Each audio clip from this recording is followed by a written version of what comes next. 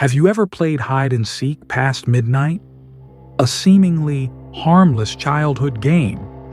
But what if I told you some people counted to 10 and were never found again? There are places where the game doesn't end when you yell, "Found you." Things are waiting in the dark, just waiting for you to start counting. From whispers right by your ear, shadows crawling on the ceiling, to mirrors reflecting someone who isn't there. Today, you'll step into 3 hide-and-seek stories not for children or the faint of heart.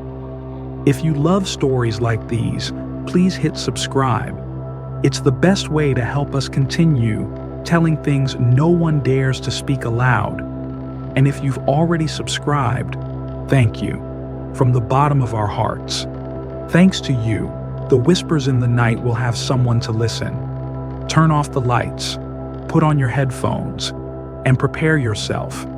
Because after this video, you'll never look at hide and seek the same way again.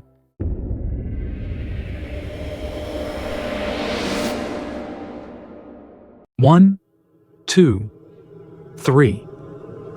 The counting echoed strangely in the small room, reverberating against the old peeling paint on the walls. Cody closed his eyes, hands covering his face, standing with his back to the wardrobe. Each number that left his mouth felt like a familiar ritual. But tonight, something was wrong. Apartment 206 was on the 3rd floor of an old building, where the long hallway often echoed with footsteps even when no one was there. Cody lived here with his mother, a night nurse. The 9-year-old was used to being home alone after school. He was also used to playing hide and seek by himself.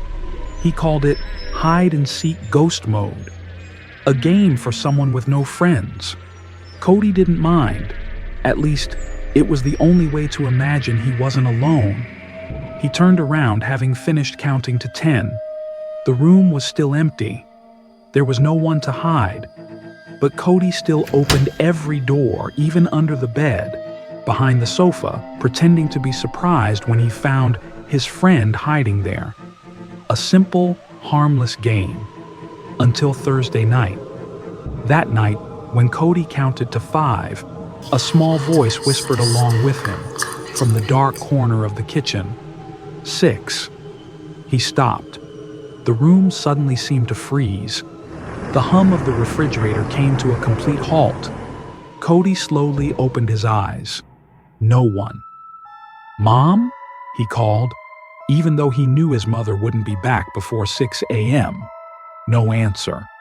He slowly walked towards the kitchen. The lights were still on. The floor was still cold under his bare feet. But the chair near the dining table had been pulled askew, completely out of place, as if someone had just gotten up in a hurry. Cody swallowed hard. Sweat beaded on his palms. He whispered, "Who's counting with me?" The answer didn't come in words, but with a soft click from the bathroom, as if the door had just closed, and someone, or something, was waiting to be found. Cody slowly walked towards the bathroom. He didn't breathe, didn't call out for his mom, and didn't turn on the TV, as he usually did when he was scared. Something, a primal instinct, made him believe that silence was survival. His hand touched the cold doorknob. Sweat drenched the back of his sleep shirt. He opened the door. No one inside.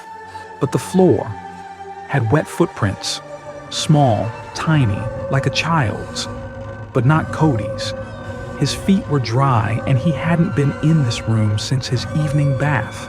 The footprints led to the sink, then disappeared, as if the person had dissolved into thin air. He closed the door, backed away, and started doing the only thing he could think of, cleaning up. He took a towel to wipe the footprints, rearranged the chair, turned off the kitchen light, and then ran quickly back to his bedroom, burrowing under the covers. He believed if he fell asleep early, everything would reset in the morning, just like in a game. But the game continued. He woke up at 2:13 a.m., not from a dream, but because someone was counting. 4, 5. A child's voice, hoarse, old, and not from his room. It echoed from the wardrobe. Cody froze. His eyes were glued to the wardrobe door. He didn't dare to blink. In the dim light of his nightlight, the wardrobe door was still slightly ajar, as it was every night. But now, from that dark crack, 2 stark white eyes were staring back at him. He didn't scream. He only whispered, "I'm not playing anymore." But the voice continued. 6, 7. Cody rolled off the bed, ran out of the room, dashed down the hallway, but the ceiling light flickered wildly. A bulb crackled and burst right above his head. He gasped for breath, not knowing if he was crying or sweating. The living room light turned on. He stopped. No one. But the TV turned on automatically. The screen was static, the sound hissing. Then, an image appeared. It was his bedroom. The angle was from the ceiling like a hidden camera, and he, asleep, was being crawled on by something from the wardrobe. Cody shrieked, pulling the plug. The screen went dark. The TV fell silent. His heart pounded like a drum. Then a click. The wardrobe door in his bedroom had swung wide open. Cody didn't turn back. He screamed his mother's name. No one answered. No neighbors, no police. Only the steady whisper echoing from a distance. 8, 9. And somewhere in the dark, his friend was still playing. Cody didn't remember how he ended up under the bed. His hands clutched his knees, his face pressed against the dusty carpet, his eyes tightly shut, but his ears wide open. Outside, the apartment was completely silent. No TV sound, no flickering lights, no wind, only very faint footsteps. Not fast, not slow. And what scared Cody more than anything, it wasn't walking, it was crawling. The thing slithered across the floor like a boneless creature.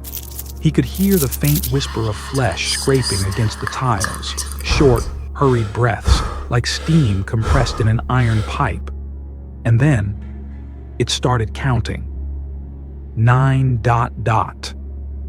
The voice seemed to come from 2 places at once, in Cody's ears and from behind him, only a few inches away. Cody covered his ears, grinding his teeth so hard his lip bled. "Don't count anymore.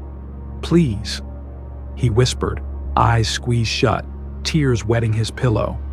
But he knew there was only one number left, a single word that would end everything, or start something far worse. In that moment, a memory flashed in his mind, something that happened 2 years ago. When he was in the old house, Cody used to play hide and seek with a neighborhood boy, Danny. That night, Danny hid in the wardrobe and never came out. Everyone searched but couldn't find him. Cody's mother moved after that incident, calling it a tragic accident. But Cody never told. He was the one who counted. He had counted to 10, and Danny was gone. 9.5. The voice rang out, so close that Cody felt a breath on the back of his neck. A foul smell like rotten, damp meat. His eyes widened, but he only saw dust under the bed and a pale finger reaching in from outside. The finger tapped lightly on the floor. 9.75. Cody sprang from under the bed, rushing into the hallway. The lights were completely off. The apartment was now a solid black box. He fumbled his way towards the front door, but it was locked from the outside. No key, no latch, no way to open it. And behind him, the footsteps had now stopped, right behind his neck. The voice whispered, 10. As soon as that word was uttered, all the lights flickered on. The apartment was empty. No one was behind him. No sign of anything that had just happened. The TV was off. The door was open. His mother stood outside, hands trembling, face pale. What were you screaming about?" The whole block turned on their lights because of the scream. Cody turned to look at the apartment. Completely normal. No TV on, no footprints, no open wardrobe. But as his mother hugged him, his gaze swept across the mirror in the living room. In it, reflected behind him, was another boy. Smaller, white eyes, smiling. After that night, Cody never played hide and seek again. He also didn't talk much. His mother took him to doctors, saw a psychologist, and moved to another apartment complex, brighter, more modern. But Cody didn't care. He still heard the counting not from others, but from inside his head. Every night, when the clock struck 2:13 a.m., he woke up and started counting backward, not by choice, like a habit programmed from something deep in his bones. 10, 9, 8. His mother said Cody was talking in his sleep, but she didn't dare to wake him, because each time he counted to 3, the lights in the room automatically turned off. He never told anyone he saw Danny in the mirror, nor did he tell them that. Since that day, Danny had started following him, like a second shadow. No one saw him, only Cody, in shop windows, in puddles, in photos he took with his mother. An extra hand rested on his shoulder that no one remembered touching. Then one day, Cody disappeared. The room door was wide open at dawn. No sign of forced entry, no disturbed belongings. Only a note on his desk, scrawled as if written with a wet hand. "It's your turn to seek." No one found Cody, but in abandoned places, old libraries, demolished buildings, empty classrooms, people began to hear counting at night. At first, it was just 1, but each year, the count progressed by one number. 1, 2, 3. No one knows what happens when it counts to 10, but if one night you're sleeping and hear a whisper counting right by your ear, don't answer, don't open your eyes, and absolutely never count along.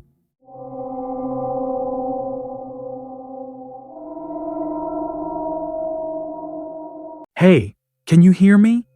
You count from 1 to 30, then come find us. We're hiding first." Jamie shoved his phone into his hoodie pocket, hunched over with a big laugh, his breath misting in the solid, cold night air. In front of him stood a red brick building covered in vines, an old abandoned elementary school for nearly 10 years. The building had been put up for sale 4 times, but no one dared to stay long. The reason? 3 words: the 2013 disappearance.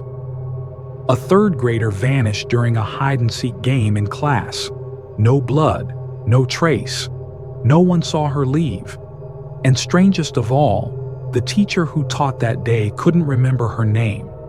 Jamie didn't believe in such things. Making horror vlogs on TikTok meant knowing how to scare, not how to be scared. He and his friends, Kira, Luis, Devin, had snuck into the school at midnight, armed with flashlights, GoPros, and guts. Playing hide and seek in an abandoned school, the video title was undeniably appealing. It was sure to go viral. Jamie started counting. His voice echoed in the cold brick hallway. 1, 2, 3. The musty smell from the ceiling assaulted his nose, mixed with an inexplicable shiver down his spine. The flashlight on his chest flickered once. 15, 16. Footsteps echoed from the end of the hallway. Probably Kira. She always wore squeaky sneakers. 26, 27. A door slowly creaked open to the left. He glanced over. The classroom was silent. Dust covered the desks and chairs, and the blackboard still had chalk writing. Lesson? Who is hiding? Jamie froze. No one wrote that today. 30. He opened his eyes. The floor reflected the flashlight's beam like water. "Where are you guys?" he called out. No answer.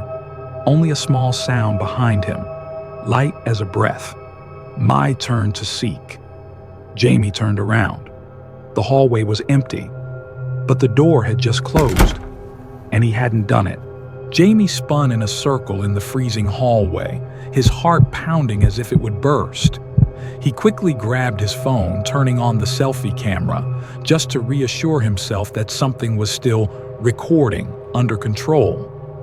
"Are you scared of old doors now?" he muttered to himself, but his voice trembled. He started walking, following the hallway towards the infirmary, where Devin said he would hide. But when he opened the door, his flashlight beam swept across a row of dusty beds, and he immediately realized no one was there. Broken windows, torn curtains, and on the wall someone had written in chalk, "There are 5 players. One doesn't know they're the last." Jamie frowned. There were only 4 in their group. No one else had entered, he was sure. He called out loudly, "Luis? Kira? Devin?" Still no answer. Only a faint clacking sound from the end of the hallway. A familiar sound like a wooden chair being lightly dragged, or someone shuffling bare feet. Jamie ran to the staircase leading to the basement, where the old principal's office used to be sealed off. He shone his light down, dusty, but there were shoe prints. Small, clear footprints, going down, but no return marks. He hesitated for a few seconds, then decided to turn back and look for the others. On his way back to the main hallway, he ran into Kira, standing still at the end of the hall, her flashlight beam flickering behind her. Jamie called out, "Kira, have you seen the others?" She didn't answer, still standing. He approached, but after a few steps, her flashlight suddenly went out. When Jamie reached the spot, there was no one there, just a space, and on the peeling plaster wall were countless child handprints, as if a whole class had tried to crawl out of there. Just then, Jamie's phone vibrated. A message came from Devin. "I found a super good hiding spot. 3rd floor, biology lab." Jamie frowned. Devin never typed in all lowercase. And the biology lab was the room that had been off limits since the fire 10 years ago. He broke out in a cold sweat. A familiar doubt began to rise in his chest, a feeling not of fear but of incongruity.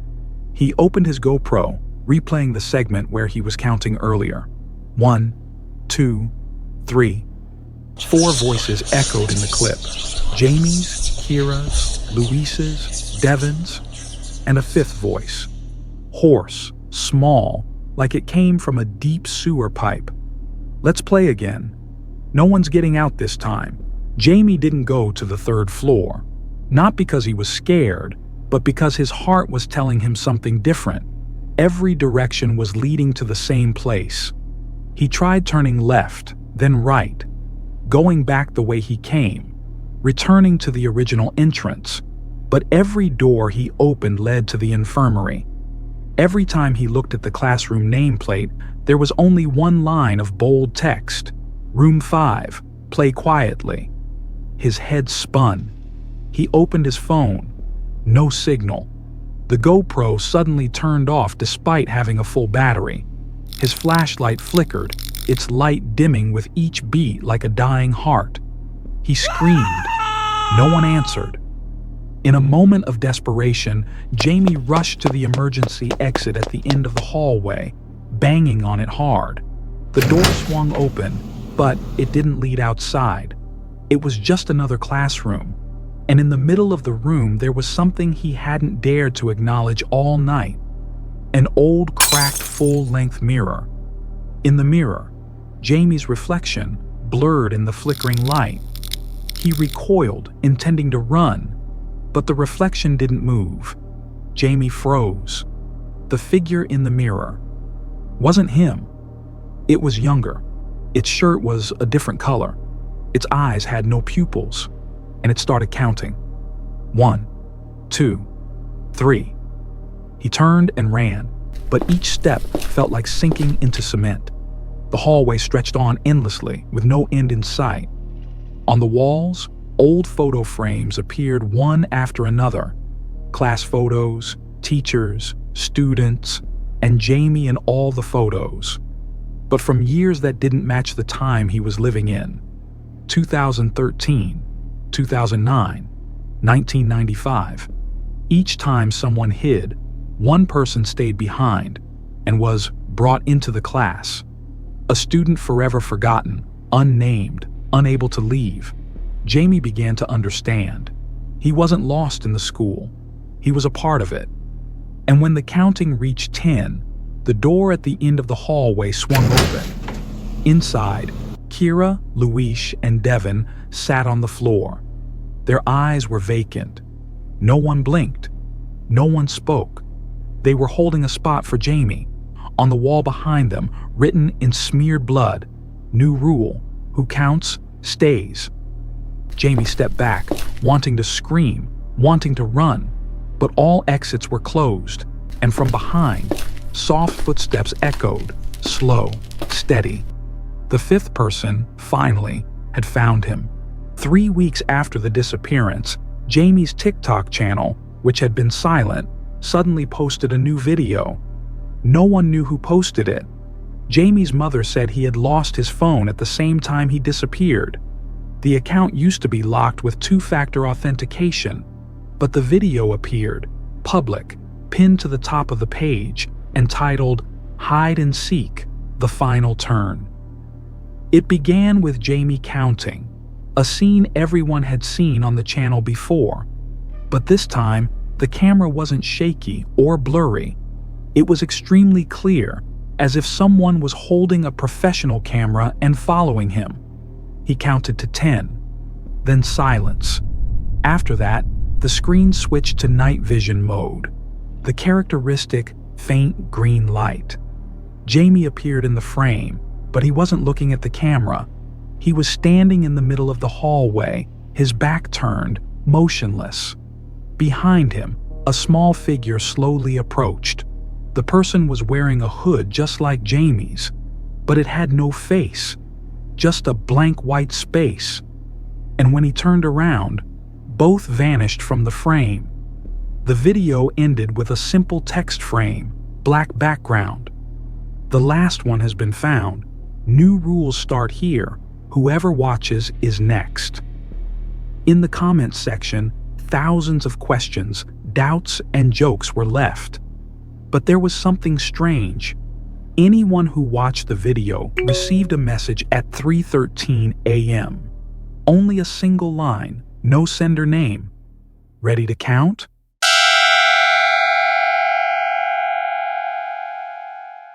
No hide and seek past midnight. The old wooden sign hung loosely before the cabin door, the hand-carved letters painted red like faded blood. The group of 6 friends stood there, laughing as if they'd just read a stupid joke. Lauren glanced at her boyfriend, Derek, who was turning the key in the lock, not paying much attention to the weird decorations. "The cabin seems a bit ancient," she murmured. "The creepier the better," Derek replied, his eyes gleaming as if this were the opening scene of a horror movie he was starring in. They were here to celebrate Derek's birthday, 6 college friends, renting an isolated wooden cabin on Snow Ridge Mountain with no phone signal, no Wi-Fi, and no neighbors within a 5-mile radius, truly cut off from the world.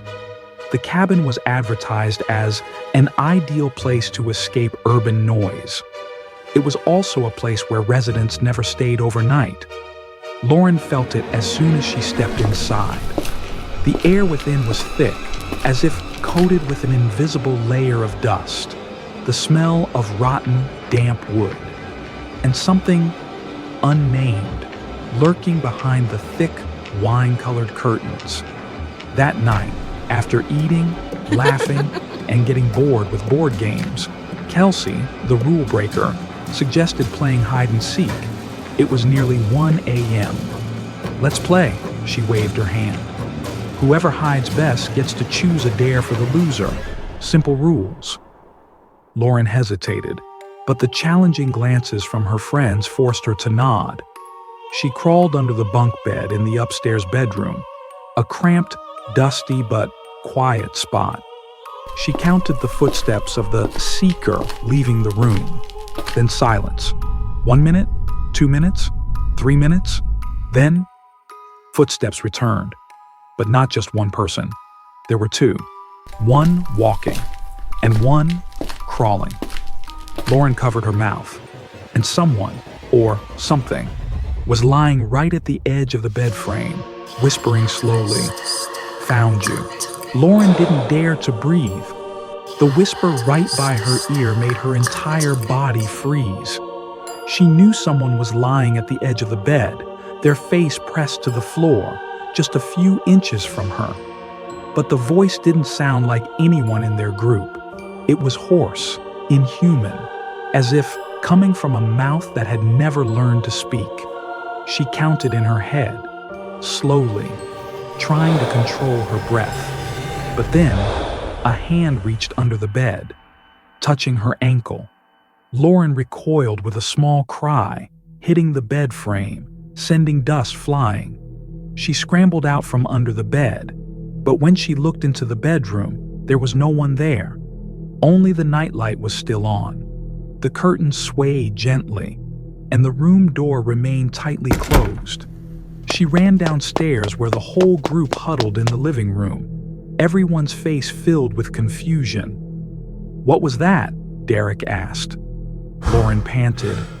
"Someone crawled into my room, under the bed," Kelsey scoffed. "I was hiding in the kitchen. No one went upstairs." Louise frowned. "No one hid upstairs. I was counting. Everyone was downstairs." No one believed her. She didn't try to force it, but there was something Lauren couldn't bring herself to say. The voice under the bed had called her name, not loud but clear enough, as if it knew she would choose to hide there. A sound echoed from the basement. The group stopped, looking at each other. Kelsey mumbled, "Just the furnace, probably." But Lauren wasn't so sure. She and Derek went down to the basement to check. The lights were dim. The air was damp. They stepped down the wooden stairs and saw a large mirror leaning against the wall. It was old, dirty, and slightly cracked in the right corner. But what chilled Lauren to the bone was the mirror reflected the entire group standing behind them. 7 people. One person stood at the end of the line, head bowed low, wearing a gray hoodie, exactly like Kelsey's. But Kelsey was upstairs in the living room. Lauren grabbed Derek's hand, about to tell him to look, when the lights suddenly went out. The basement plunged into darkness.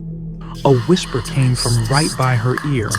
"Good hiding, but don't look in the mirror again." She screamed, and Derek turned on his phone's flashlight. The room was empty, but the mirror was shattered, and in the broken glass on the floor, a small shard reflected a faceless face still smiling. After the incident in the basement, the group sat in the living room, candles lit due to the power outage. No one was laughing anymore. No more jokes. Lauren looked at each person, Derek, Kelsey, Louise, Amber, Micah, 6 people. She silently counted again. Still 6. But inside her, a sense of unease seeped in like mold on the ceiling. Vague, but impossible to shake off. "We need to stop playing," she said. "Something isn't right." Kelsey still tried to force a smile. "Please, it's just the shadows. We're just freaking ourselves out." Amber whispered, "I heard someone call my name earlier." From the kitchen cabinet, Micah slammed his hand on the table. "I locked this cabin. No one else could have gotten in." But Luis murmured, "Are you sure?" He stood up, took out his phone. Still no signal. He scrolled through the videos they took at the beginning. Everything was normal until Jamie's first count. He paused the video, zoomed into the frame, their friend standing behind him, blurry in the corner of the shot. 7 people. a dark figure at the very end. Its face obscured, but it was looking directly at the camera. "Who is that?" Luis asked, his voice cracking. No one answered. The night deepened. The wind began to howl outside, as if the forest was warning them. The candlelight flickered, casting dancing shadows of the people on the cabin walls.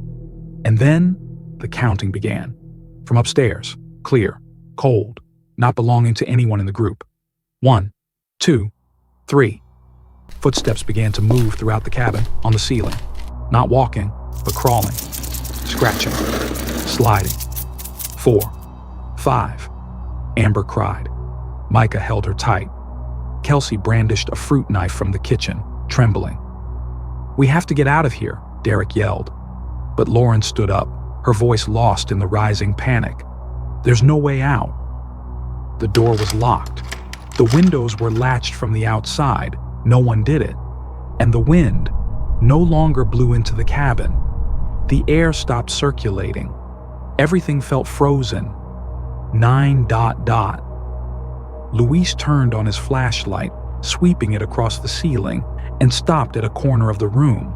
A creature, a person, clung upside down to the ceiling like a spider. Its limbs were thin and angular, its skin pale gray, its head tilted to one side. It had no eyes, but its mouth was smiling. 10. All the lights went out. Only the counting remained. And in the darkness, a soft scratching sound echoed on the floor. Now it's my turn to hide. 3 months later, the cabin was relisted on a travel website under a new name, The Whispering Lodge. The price was surprisingly cheap. The pictures were stunning. 5-star reviews from a single account, user 006. In the review section, just one line: "Beautiful, quiet cabin, games every night." No one knew what happened to the group of 6 young people that night. Police only found the cabin empty, leftover dinner on the table, dead flashlights, and half-burnt candles. No signs of struggle, no bodies, no blood. Only a single Polaroid photo stuck to the wall below a scrawled message in charcoal: "New counter." The photo showed 6 people, all sitting in the living room, faces blurred, eyes stark white. The 7th person stood behind them, their face torn off. Locals still avoid that forest. They say there's something in the woods that knows how to wait, something that never leaves the cabin, but always needs new players. A young couple booked the room, from the city, unaware. On the first night, they heard something crawling on the roof. On the second night, the mirror in the bedroom cracked by itself. On the third night, the wife woke up at 2:57 a.m. to find her husband sitting with his back to her, whispering, 1, 2, 3. She shook him awake. He remembered nothing. But from then on, every night, he counted deeper. Now it was 9. And if you've ever heard of that cabin, if you're considering booking it, remember, the only rule of the game is that no one should ever count to 10. If someone does, the game starts again. With you.